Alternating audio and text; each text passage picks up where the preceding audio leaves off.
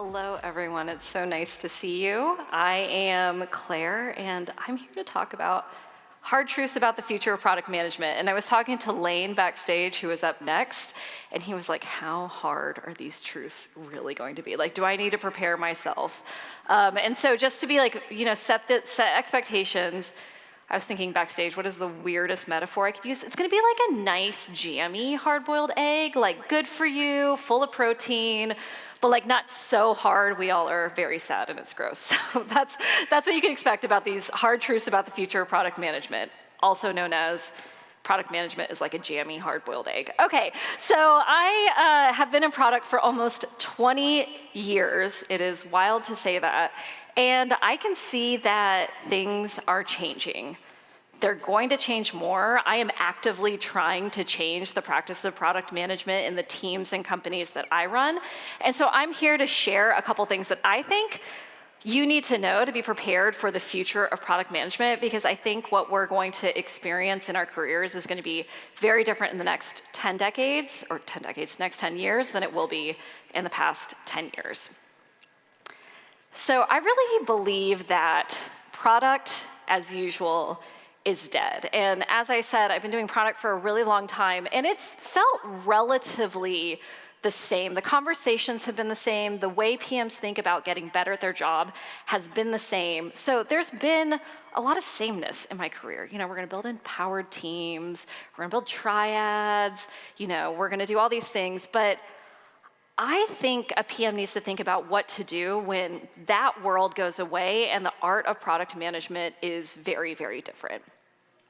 So what I like to do is I would much rather disrupt myself than be disrupted. I want to stay ahead of things. I want to be very experimental.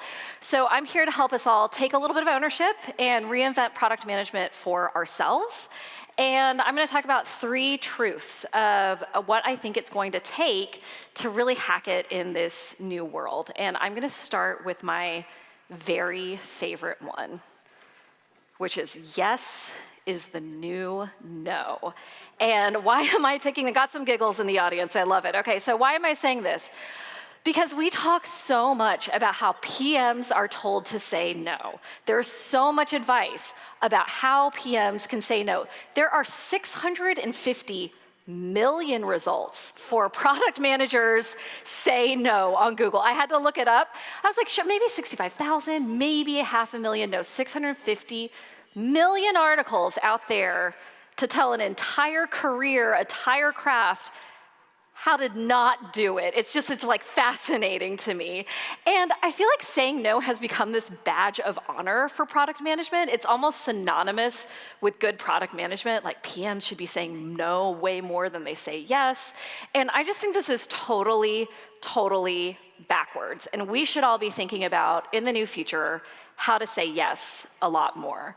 So I'm expecting more of PMs, expecting more of teams, and basically what I'm telling people is, I want to hear ideas from you, not just edited down no's. So why are we here? Why does no happen? And so I'm going to be empathetic because I'm a product leader, you all are product managers. Why does no happen? You have all these things. You have sales coming to you, marketing coming to you with market demands or customer demands. You have finance saying, hey, can you cut costs? Can you do less? We can't give you more headcount. You have CEOs or executives like me, full of yes, just chock full of yes, no problem with yes. You have boards asking, how are you embracing new technologies? You have engineering say we're moving too fast.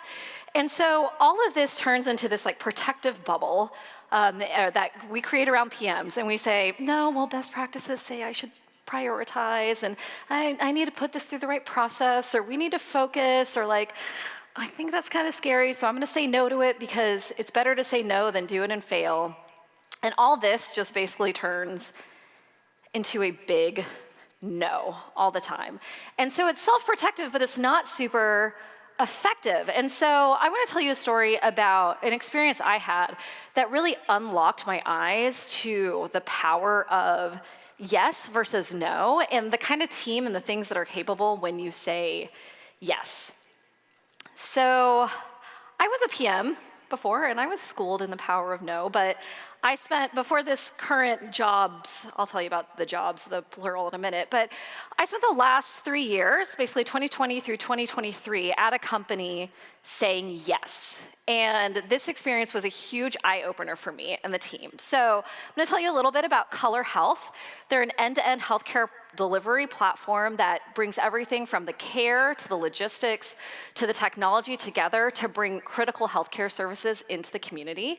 And they've been around for a long time, I think almost 10 years.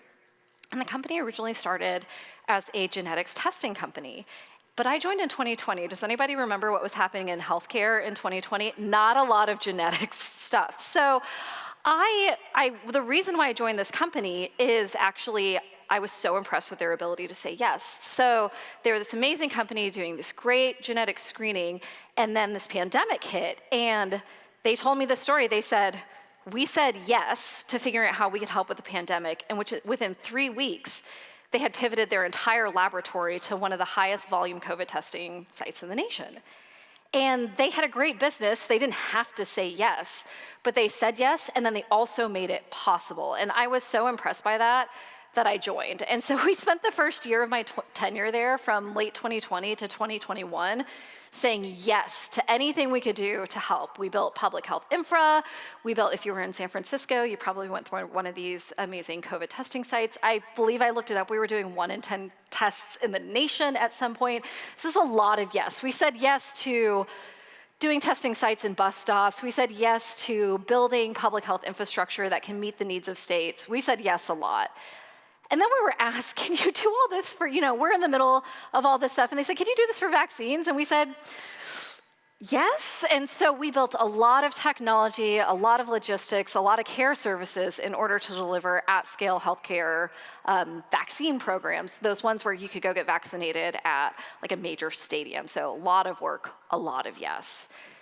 And then we were asked, well, hey, can you help with the treatment of some of this stuff? And we said, we hadn't done a bunch of telehealth before. That's a whole other thing that you need to build up. But we said, yes, we can do that. We hired up amazing clinicians. We built an end-to-end video and phone-based telehealth infrastructure. And we said yes to running some of the largest statewide telehealth programs, I think, that have ever been run.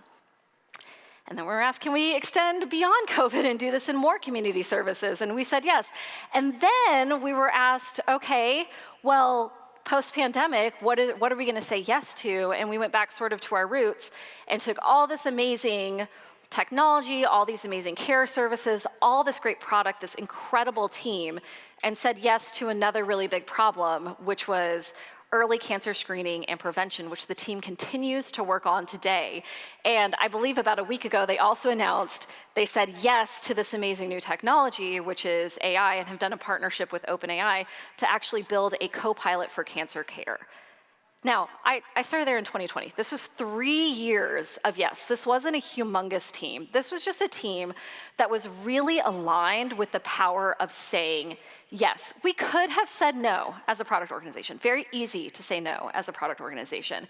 But we built full new business lines, full new technical capabilities, full new teams, and I just walked away from this experience thinking, wow, yes is so much more impactful, and honestly, it's so much more fun than saying no. So this is an example of when yes really matters, but yes matters because the way we spent our time at the company was really aligned to customer impact, and for us, that was community impact. And that was at the core of our company. That was the core of our culture. That was the core of our operating principles. We said yes because we said yes to the users and the customers that needed us.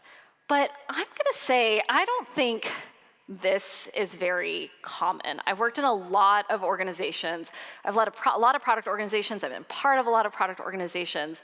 And I actually think we play a lot of lip service to customer impact. And I don't actually think we do a really good job of judging PMs and aligning their incentives to customer impact. I think we spend a lot of time judging them on inputs. And I know we're not supposed to do that, but I sit in rooms about promotions. I sit in how product teams spend their time, and they talk a lot more about how they're doing the work than what the work is achieving. And so I would urge you, if you're trying to enter this era of yes, to really think about how you're spending your time, and are you aligning those incentives to customer impact? And I think this matters even more as you climb and rise into leadership. And I think the way I say that yes really matters, especially in product leadership, is I say it's the only thing that kind of matters at the director level, because the director level, you only get to the director level in my world if you have actual, measured, tangible customer impact. And the only way you have customer impact and business impact is if you can say yes to things. There is no customer impact that really comes from saying no, if you think about it. There is customer impact from saying yes, from building things, from doing things for users, and having the impact on your customers in your business. So you've got to be able to generate value, and that comes from saying yes, not no. Now, this really matters for leaders, but it's got to matter for all of you, because I have probably the truth that I think is the hardest in this presentation, and then we'll ease our way out at the end, which is manager roles are just going to become more and more and more rare. So all my PM friends, when they said I was presenting at the product track at Config, they were like, okay, well, product managers got canceled last year, so who are you going to cancel this year? And I was like, myself. So I'm going to cancel managers and leaders of product managers. I really think the manager role in product management is going to become more and more rare.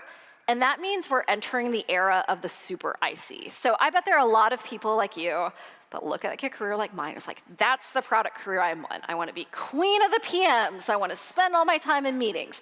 But I actually think this is the better path for most people in the room.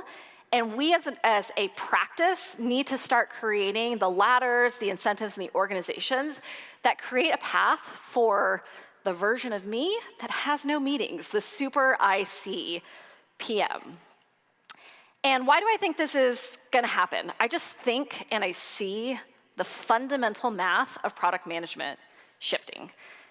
So who's on a team that kind of looks something like this? You got a product manager, somebody's got to raise their hand. There's a lot of people. Thank you. Okay, there's a few people in the audience. All right, so there's like a product manager, there's like 7 solid engineers. Like that's the magic number. There's like 1 or 2, or God, you're lucky, 3 designers. I know my audience. Maybe you got a data analyst, maybe you got a dashboard, and you have an EM that's your partner. You got a triad, you got a table with 4 legs. Whatever you have this team. And I really think in the next 2 to 3 years, you're going to see teams that look a lot more like this. And the reason why I think you're going to see teams that look a lot more like this is I think product managers are going to be asked to be much higher leverage inside organizations and really enable a higher volume of building. And I actually think maybe this is the real future. This might not be 2 or 3 years, but it might be 5 to 10 years where all these roles might collapse into one. And I think this is happening because the tools are enabling this. We've seen so many things these past couple of days at Config that can really change the shape of work and change the shape of teams. And I think it's going to require product managers and actually anybody in a building organization to be much more full stack, from the product thinking to the business impact to the design to the engineering. And this is something I've actually been testing myself. So I said I would go back to how many jobs I have. CPO at LaunchDarkly, love it. If you need a progressive rollout or experimentation, call me. But I also am the founder and lovingly self-appointed bot mom of ChatPRD, which is an AI co-pilot for PMs. And I'm doing all of ChatPRD by myself, plus one person, hey, Elisa, who is helping me build this actually pretty big business. And why am I doing this as if I'm not busy enough? It's because I really want to play with this idea of roles collapsing into one. I want to see how far I can push this concept of PMs, engineers, designers, data manager, all collapsing into one role, and how tools can actually enable that model, because I actually think it's really coming. And this is why I think it's coming. I've been using tools like my own to see how high leverage an individual can be by using AI and other tools. And it's really raised my bar. Sorry, PMs on my team. It's raised my bar and expectations of what I think PMs are capable of, how many products they can manage, how much can they build, how much insight can they deliver, how high quality can their products be. I really think that if you're not using tools like this to become tremendously high leverage, you're going to be left behind by the PMs that do. And I see this. I run teams. I notice who's running really, really fast and who's not running fast. And I am so glad that people are brave and use tools like Chat Purity or other things that are useful in order to make them higher leverage. And I'm putting this up not just because I think Chat Purity is awesome. It is. But I actually think these quotes are a reflection of what's going to come for PMs. So these are things that people are telling me directly about using this tool. They're saying, I'm moving 10 times more quickly. Not 2 times, 10 times. They're doing things in 10 minutes, not 2 hours. That's a tremendous amount of leverage. And then I think the most interesting parts are really non-PMs being able to step into the PM role in a really effective way, including salespeople, not just engineers. And then I think the one that's really fascinating is coordinating 15 engineers plus product ops, and they're actually hiring more designers because they feel like they can run and enable a much larger team by using some of these tools. And so I think the person that can do this is the next generation super IC PM. And there are a couple attributes that I think is really important if you want to take this super IC product manager role, not just can you automate yourself and be very, very fast. First thing is scrappiness and hustle. I think I've worked with a lot of super IC PMs. I've actually promoted one all the way into the C-suite.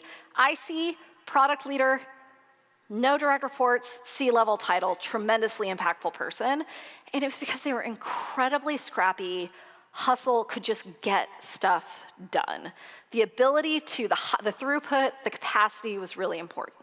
The second thing is commercial mindset. This is the thing that I really believe is so underemphasized in product management, being able to sell, being able to actually commercialize your products, really important, and a lot of PMs do not spend time on the phone just trying to close customers, which is one of the most important things that they can do.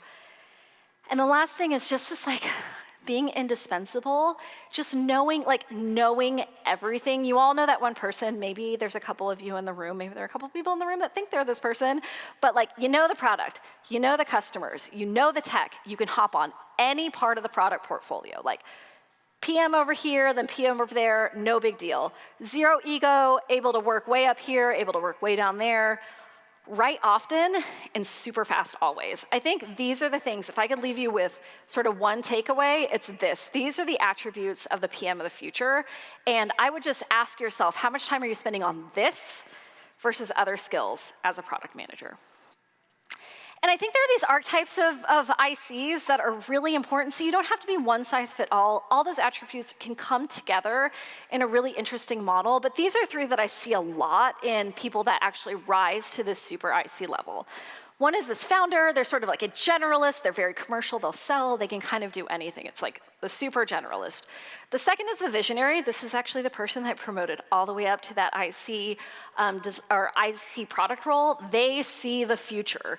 They have big ideas. They're maybe technical, and they can do very exciting things, and they do not need a team to do it.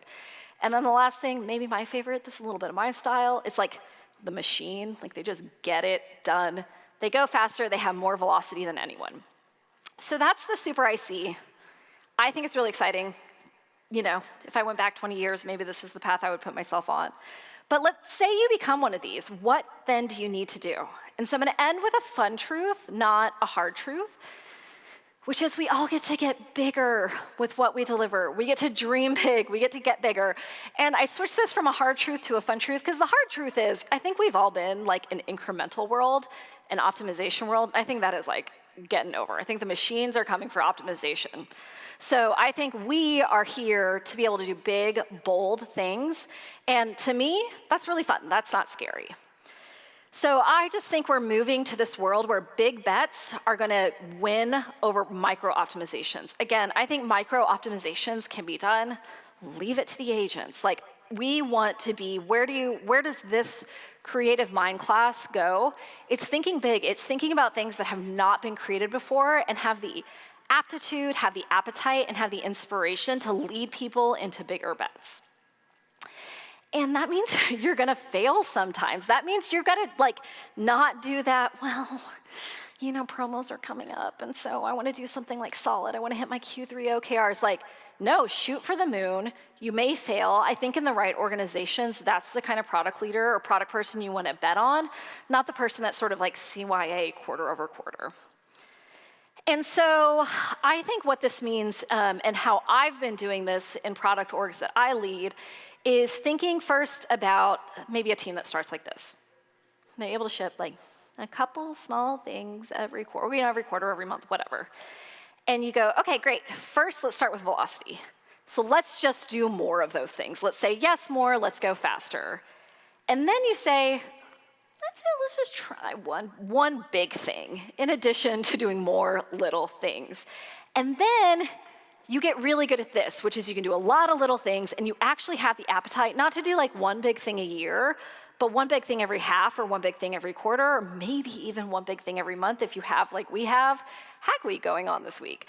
And so I think it's really a story about compounding velocity and ambition at the same time as a product manager. And so I want you to think about this.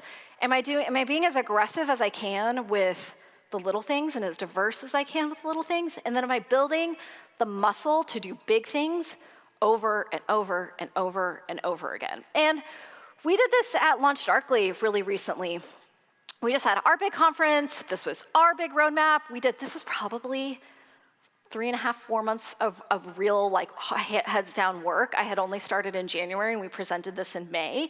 And we just ramped up the appetite to do a lot of little things, but actually some of these things on this list are big, meaty things, and we're doing this over and over and over again. This wasn't we're over, okay, back to optimization until next year. This is this is the mode now. The mode now is we're doing big things in addition to all of our day-to-day feature and platform work. So this doesn't take away the optimization. It's we gotta stack it all on top. And why I like this, and I think it's a fun truth and a good one to end on, is that means there's just this whole universe of cool things to build. And if we start saying yes, if we start building these super IC skill sets, we start thinking bigger, you're just gonna build a lot of awesome stuff. And that to me is the most fun part about being in product or design or software engineering or whatever you do. It is just super fun to manifest something into the world that didn't exist before. So here are my takeaways. Hard truths about PM. Yes is the new no. We're entering the era of the super IC. I hope to see all of you with Chief Product Innovation Officer titles on your LinkedIn soon. And then we're all gonna do really big things. And with that, I'm gonna ask you a question. Think about what your yes will be. Think about the thing that you were gonna say no or prioritize or resources to, and instead say yes. And if you do that, I think you'll be well on your way to being a great PM of the future. And in the meantime, please say hi. It was so nice to be here. I hope you enjoyed this, and I'll see you all soon.